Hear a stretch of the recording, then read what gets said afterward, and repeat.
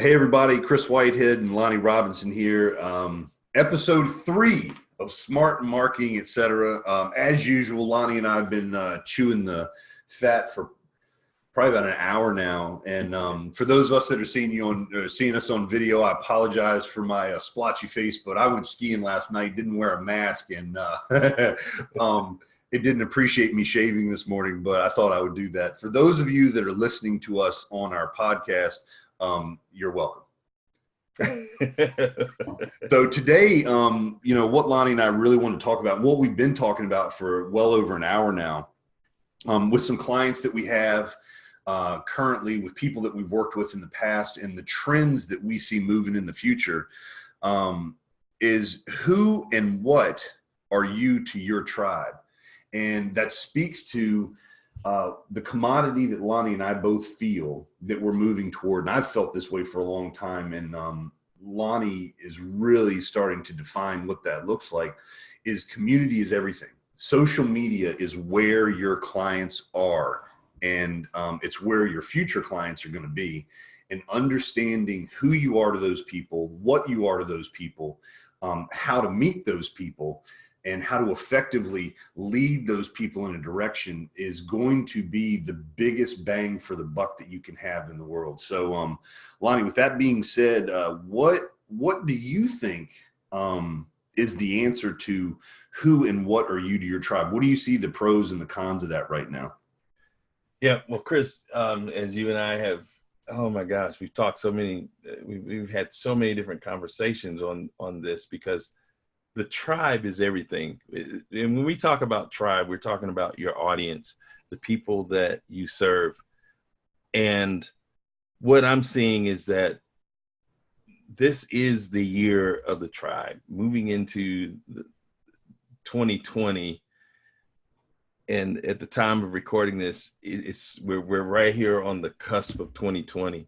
And I think it's so important that you understand that if you're not connected with your people, if you haven't identified who they are, you need to start as soon as possible thinking about the importance of that, because people want to work with people that they know, like, and trust.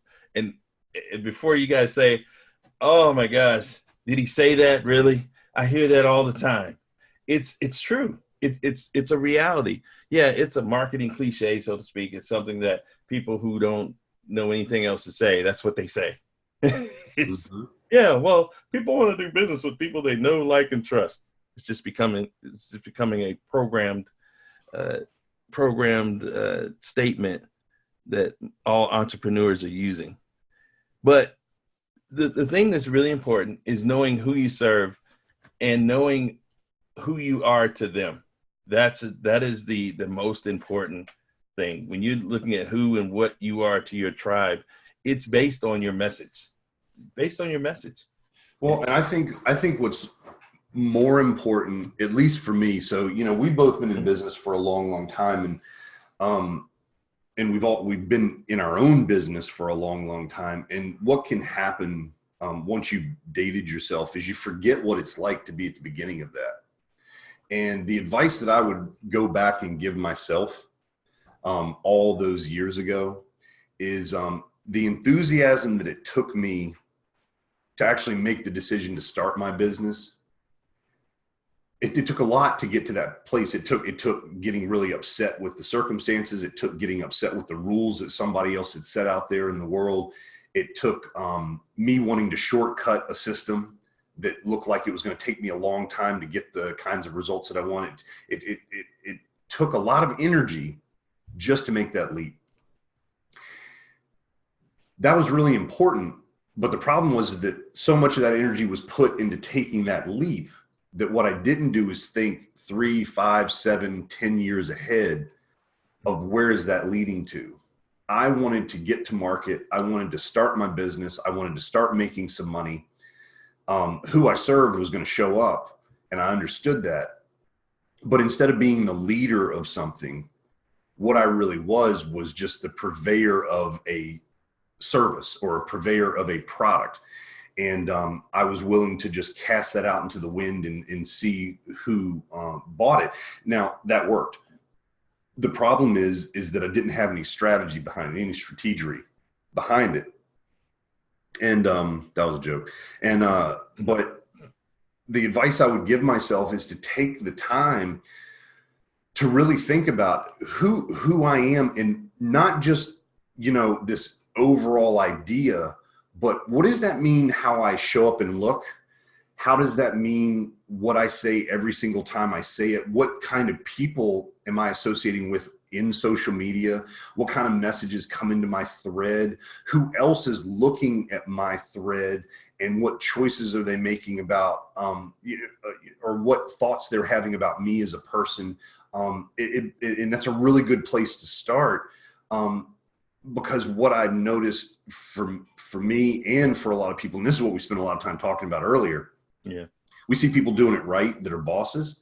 We see people doing it right that are bosses that we disagree with, maybe how their language is. We maybe disagree with their willingness to, you know, use other people's information and share their own, and everybody just collectively does the exact same thing. You know, bottom line is we don't necessarily agree with everyone. You and I believe that even in a community, it should be individuals, and it should be their message that's coming through, not a repetitive message of someone else. And the problem is, what I found is desperate souls. Yes. That's how I started business 20 some years ago, a desperate soul just trying to make sales. And we see people become miniature versions of whoever they buy something from because they don't have enough self-identity. And the problem is that somebody's only going to be half as good as a Lonnie Robinson at being Lonnie Robinson. It's best. Yeah. And then you have to ask yourself, well, who are you drawing into your tribe? If you're half of somebody else and then they become half of you, and then eventually what do you have? You have a half of nothing. And that's why people aren't moving forward in their business. And that's why people are paying you whatever they're paying you for your program or your service or whatever, and you're getting a diminishing return over time. So when you speak about who you are and what you are to your tribe, if the advice I would give me, and the advice I think you're giving the audience right now, is that if you don't take time to identify that, even if you're getting a result in the short term, it's a diminishing return over time, because in order for you to steer that shift, or in order for you to like kick it up a notch, a lot of those people won't resonate with that message, because they are not the kind of people that are also choosing to grow and to look inward and to become better at what they do. I know a lot of people say it. Everybody says they're doing resolutions for the new year, but you and I both know, and I'm talking to you, Mr. and Mrs. Listener, you and I both know that most of us don't ever do what we claim for resolutions. And if you're trying to grow something, I'm assuming that you're looking for the 20% or the 20% of the 20% that actually intend to take your product or your service and do something with it to get a result. That's what I heard about what you said, man. Yeah, man. And you're spot on. I like the term that you use, strategery. It's good. I'm probably going to find myself saying that from time to time. But you know, here's another word that is just as probably funny and as important, and that's thievery. And that's what you're doing. Yes, thievery. That's what you're doing to not only yourself, but to your audience, when you're not being your authentic self, when you're not having that confidence to deliver a message that they can relate to deliver a message that you truly believe in. You're robbing yourself. It is a thievery, by the way. So it's a strategery thievery. And I think that, you know, in order to make that better is that, and we talked about doing what are the action steps? Yeah. I want to touch on action step number 1 is to know what your message is, and to know who it's for. Who is it for, and why? And why? That's important to know. A lot of times with this, and we talked about this in episode 1, copycat marketing. We talk about this, the creation of all these robots. I'm going to be this guy or girl because it's cool and they're making a lot of money. So you lose your own self-identity. And how are you going to share a message that's not yours, that even if you saw another message or heard another message or even bought into a message, even if you did that and did not repurpose it to fit who you are, you're doing yourself a disservice as well as your audience. So it's important to know what your message is, and it can be based on anything that you've come across and have been truly inspired, because business has to be fun. Yeah. Right. It has to be fun. If you're thinking long term and you were talking about short term, the great thing for you is that you were such a great salesman, and you were also passionate about selling and about delivering quality. You've always been that guy since the first time I met you. It's like, how do I provide the experience, the ultimate experience for people and make money? Yep. So how are they happy, and how are they happy about paying you? And that's important.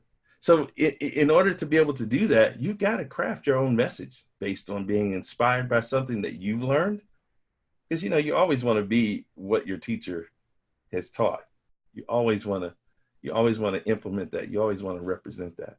And I think so many people are leaving that by the wayside for the sole purpose of, how do I make some money online? How do I make a quick buck?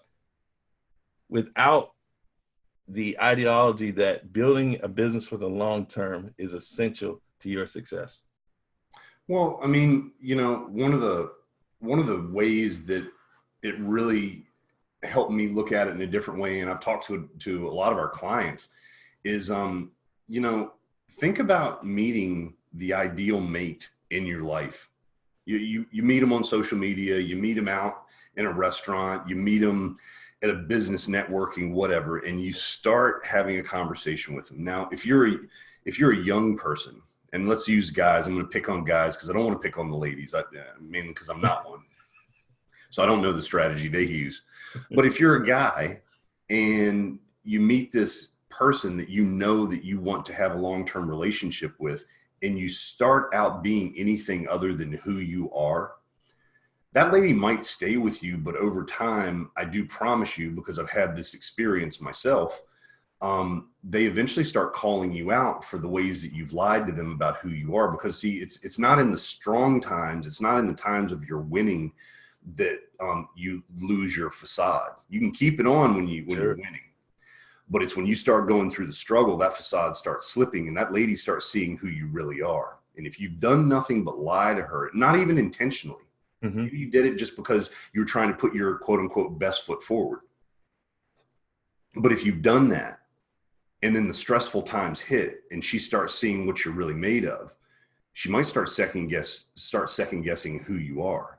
And so, to this message of who are you to your tribe and what are you to your tribe, if you don't take time to identify what that is, to what level you're willing to take that, to what you're willing to do when no one else is watching, to craft not only your message, but your understanding of what it is you're offering and how to take it to the next level and the next level, to be willing to be, there's a book you gave me called Blue Ocean Marketing. Yep. So when you're willing to take it to a level that no one else is doing it, you have to be passionate about what it is you're offering, because very few people are willing to go through that pain. Just like at the gym, I see a lot of people working out, and they work out to the point of failure. It's the workout that you do past the point of failure that builds all of the results. And the same thing happens in business. If you're not willing to be that person, the truth is in today's age, people have access to so many people, you're going to become vanilla at best. Yeah. You're not going to be somebody that stands above the crowd. You can't lead anybody anywhere because you're not willing to take it when everybody else goes away. And unfortunately, that will leave you for a short amount of time as a singular voice crying out in the darkness.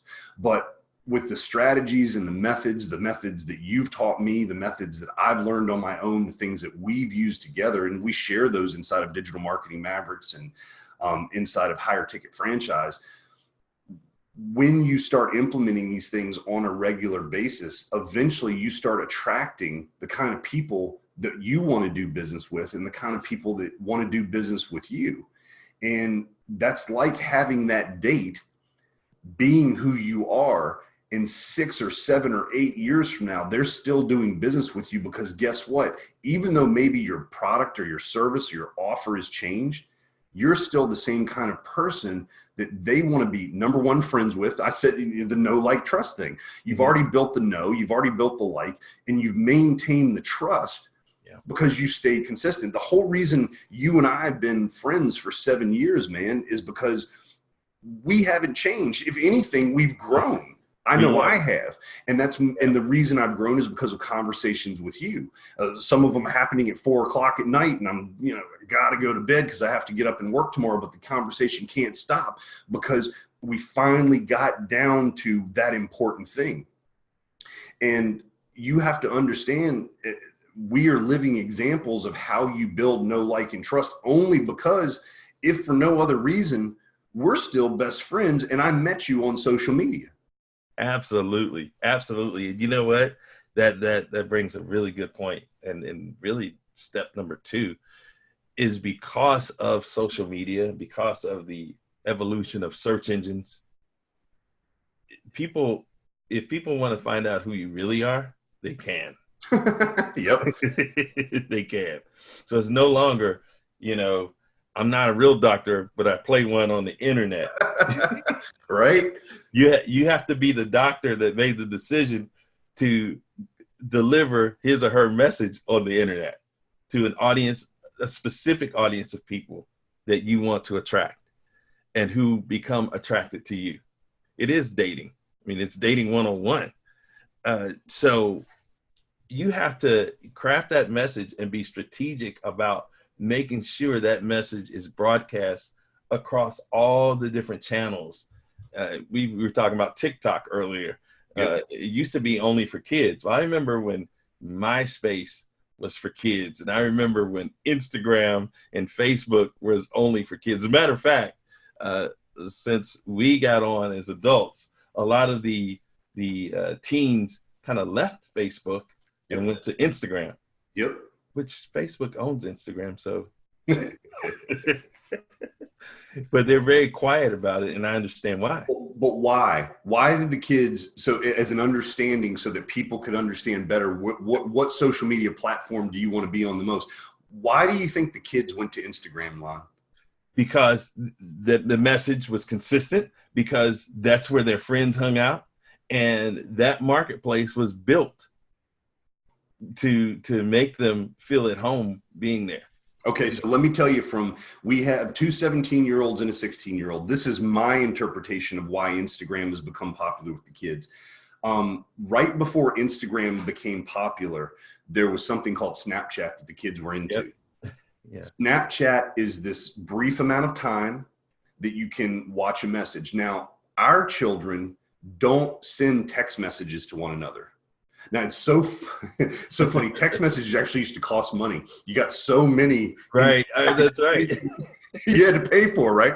So text messages finally become free. Us adults are like, oh, we're going to text each other. It's so much faster than an email. And email is so much faster than sending something with a stamp. My God, you still have to pay for that. But the kids don't text. They start Snapchatting. Mm-hmm. And then from Snapchatting, Instagram took that model of a very quick picture, a very quick video, a very quick something with a couple hashtags, and they can scroll through it fast. Yeah. Facebook was a slower version of that, more about developing relationship and checking up on family and posting these kinds of things. Instagram, on the other hand, was something somebody could consume quickly. And our children, because they're on the internet so much, they're on their phones so often, they're just taking information and scroll. And Instagram is perfect for that.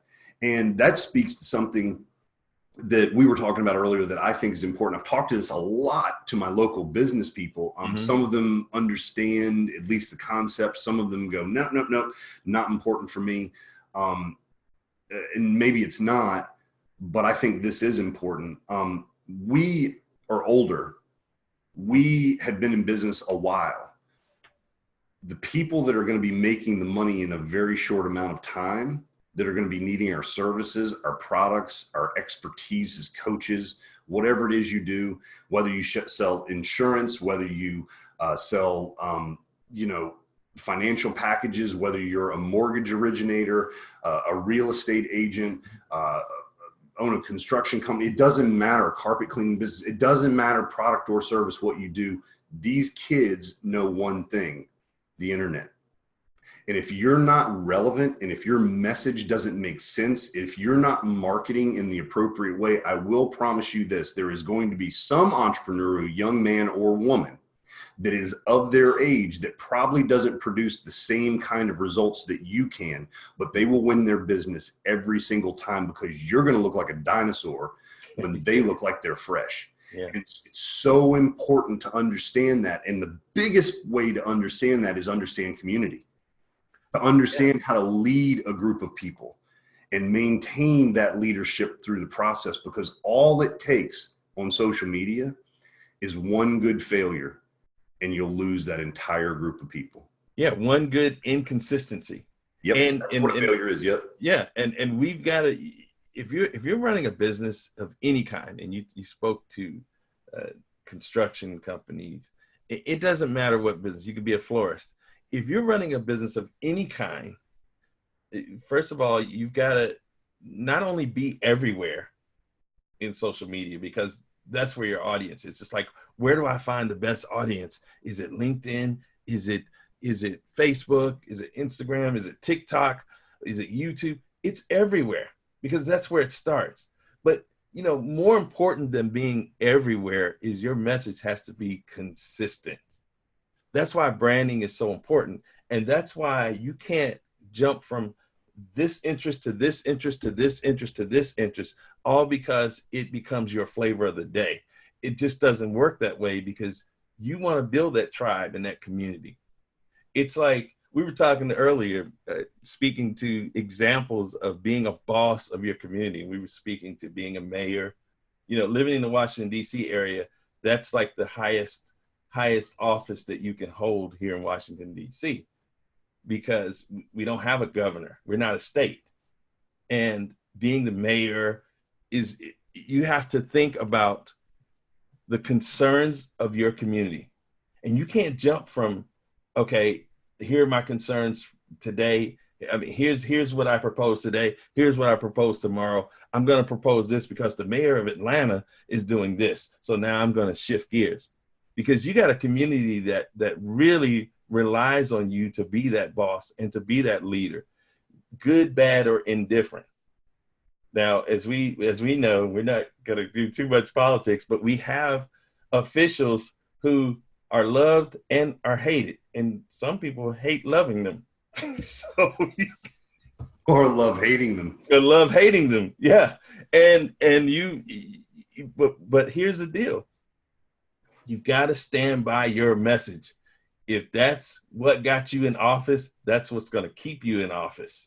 You've got to have a consistent message. You can't turn around and say, I want to be the mayor of this, or I want to be the senator that represents this.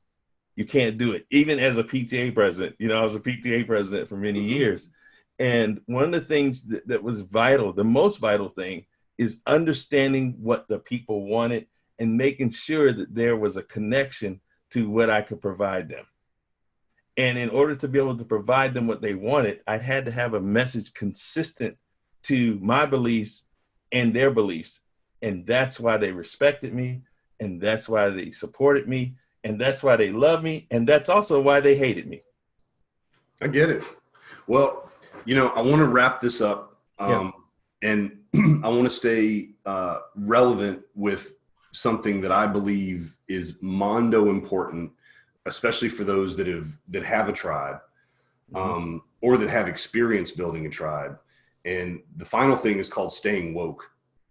And the way that I've seen people lose, I know that I've made the mistake, and I know I've seen other people do the same thing, is you forget to ask your community what it is they want, how they feel, what would be the most relevant information that they could receive, and continue to build upon that. Sometimes we get so self-aggrandized with our own message that we've spent branding ourselves for so long that we continue to pull people along. And one of our good friends said it's really hard to push a rope. And so it can become this, eventually all the energy that you're putting out, you're getting even less result from, because you forgot to go back to your community and have a conversation with them and truly ask them, where are you? What are your needs? And what could I do to help you become more successful? I know even owning an offline business with employees, it's one of the things that I can do the most is get to know my people a little bit. Yes. And then ask them, what can I do to help you, not just in business, not just for the company, but to make your experience here a much, much better experience. And I found that when I do that with sincerity, after they know, like, and trust me, I find that they're willing to share those things with me, and then I can help them out, which is part of being a family.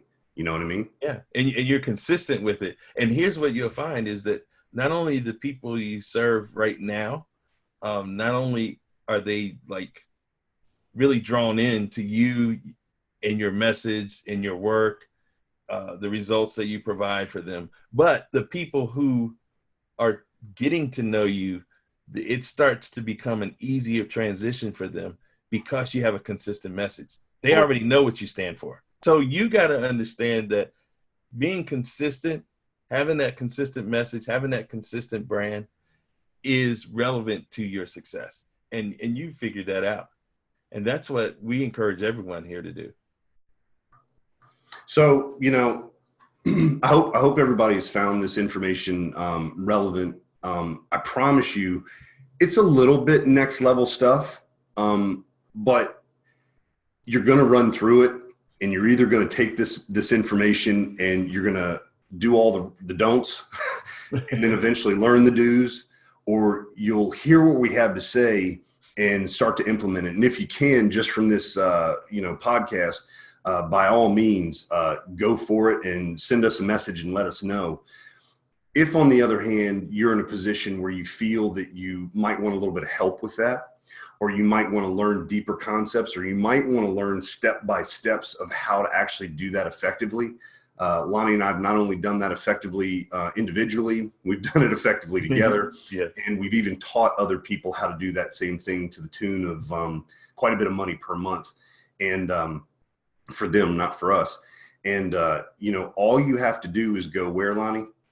smartmarketingchat.com. Go to smartmarketingchat.com. Let's have a conversation. Look, this is not, I have to fill out a form, I have to watch a webinar and then schedule a call with you. Just reach out to us. One of us will see that message, will respond to you very quickly.